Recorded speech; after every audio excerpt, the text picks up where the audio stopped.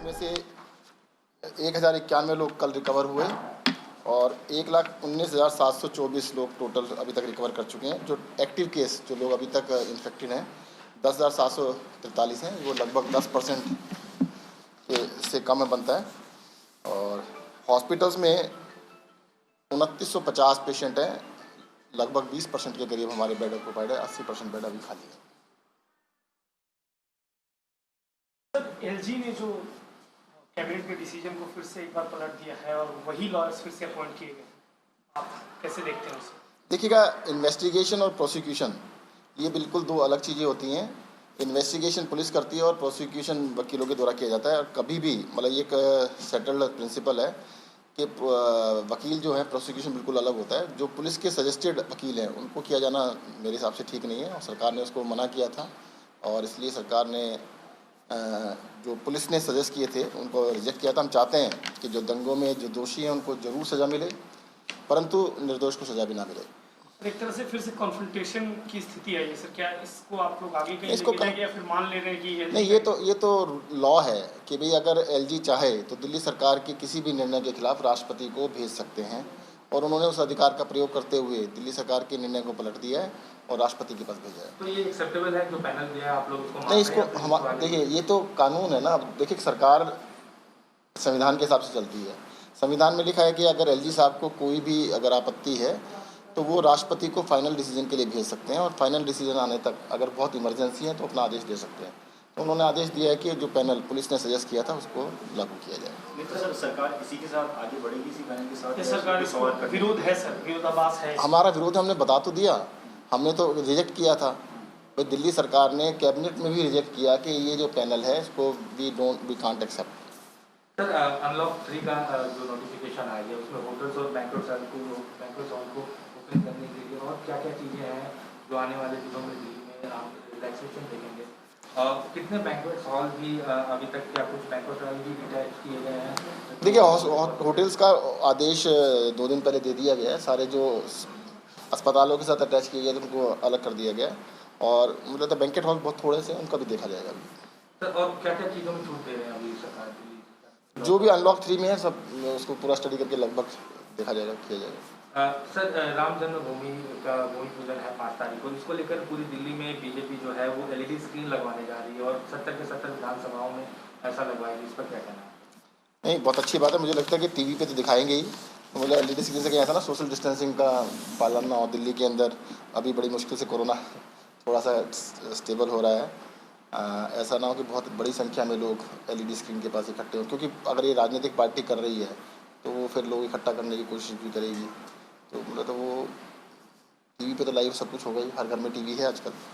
Sir, एक सवाल power से है कि कई लोगों की शिकायत है कि एक्चुअल बिल नहीं आ रहा है और मीटर रीडिंग दिल्ली में इस वक्त नहीं, मीटर रीडिंग स्टार्ट कर दीजिएगा, सबको एक्चुअल बिल दिया जा रहा है। सर, रैपिड एंटीजन टेस्ट में से सीवियर एक्यूट रेस्पिरेटरी इन्फेक्शन वाले लोग हैं उनको हटा लिया गया, तो अभी इसमें क्या सर इनका सिर्फ आरटीपीसीआर होगा जो पहले आदेश आया? नहीं, किसने हटाया? सर, कल एक आदेश जारी हुआ। नहीं, ऐसा है जितने भी सारी के केस हैं।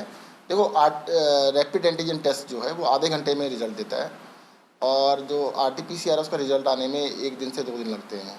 तो उनका पहले इमीडिएटली आधे घंटे में वो टेस्ट कर लिया जाएगा। अगर नेगेटिव आता है तो दोबारा उनका आरटीपीसीआर भी किया जाएगा।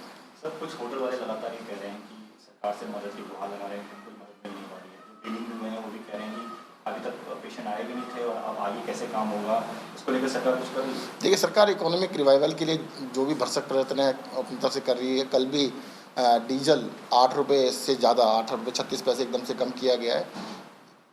फाइनेंसेस जो दिल्ली के अंदर भी अभी देखो इतना कम कलेक्शन है टैक्सेस का, तो बहुत ही ज़्यादा कम है। फिर उसके बावजूद भी दिल्ली सरकार जितने भी एफर्ट्स है वो कर रही है।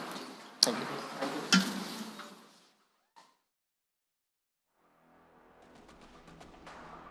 ये थे दिल्ली के स्वास्थ्य मंत्री सत्येंद्र जैन, जो कि अलग अलग मुद्दों पर अपनी राय रख रहे थे। सबसे पहली बड़ी बात जो उन्होंने कही है वो है दिल्ली सरकार और एलजी के बीच में जो टकराव की स्थिति पैदा हुई है वकीलों के अपॉइंटमेंट को लेकर दिल्ली दंगों के केस में, उसमें उनका कहना है कि चूंकि इन्वेस्टिगेशन और प्रोसिक्यूशन 2 अलग अलग चीज़ें हैं, ऐसे में जो दिल्ली सरकार की आपत्ति थी वो बिल्कुल सही थी और एलजी को उस फैसले को नहीं पलटना चाहिए था। हालांकि उन्होंने कानून के तहत ये अपने अधिकार का प्रयोग किया है और फैसले को पलट दिया है। अब आगे देखना होगा कि उसका क्या होता है। साथ ही साथ उन्होंने राजधानी में कोरोना वायरस स्थिति की भी जानकारी दी।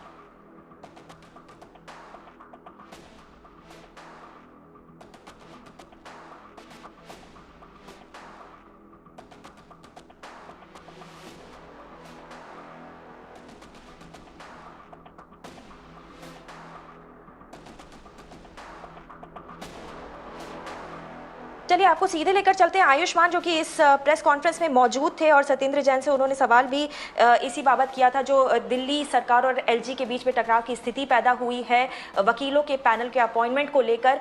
आयुष्मान, सीधे तौर पे केजरीवाल सरकार का साफ कहना है फैसले को पलटना नहीं चाहिए था एलजी को, मगर उन्होंने ऐसा किया है।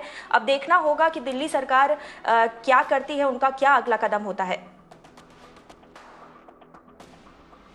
हाँ बिल्कुल गौरी, इस सवाल पर कहीं ना कहीं सीधा जवाब भी नहीं मिला और एक तरह से चुप्पी थी सत्येंद्र जैन, जो कि होम भी देखते हैं दिल्ली में। उन्होंने साफ कहा कि वो सीधे सीधे इसे अपोज करते हैं और इसीलिए कैबिनेट ने भी इसे अपोज किया था।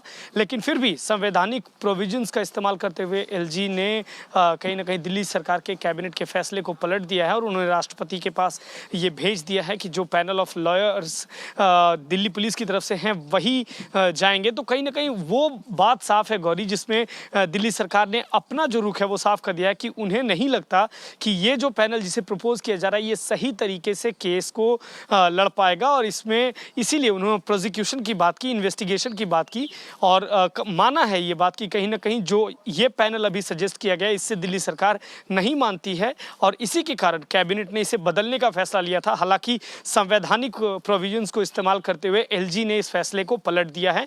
क्या दिल्ली सरकार इससे आगे जाएगी, क्या वो कोर्ट जाएगी, इस पर कहीं ना कहीं एक तरह से चुप्पी साध ली, सीधा कोई जवाब नहीं दिया। मगर ये बात साफ कर दी कि दिल्ली सरकार को इस बात से कहीं ना कहीं एक दिक्कत जरूर थी कि जो लोग चुने गए हैं उससे दिल्ली सरकार की सहमति नहीं थी। गौरी जी शुक्रिया आयुष्मान इस सारे अपडेट के लिए। सीधे तौर पर दिल्ली सरकार ने ये तो साफ कर दिया कि नाखुश है एलजी के फैसले से, मगर अगला कदम क्या होने वाला दिल्ली सरकार का उस पर अभी भी कुछ भी बोलने को तैयार नहीं है दिल्ली के मंत्री।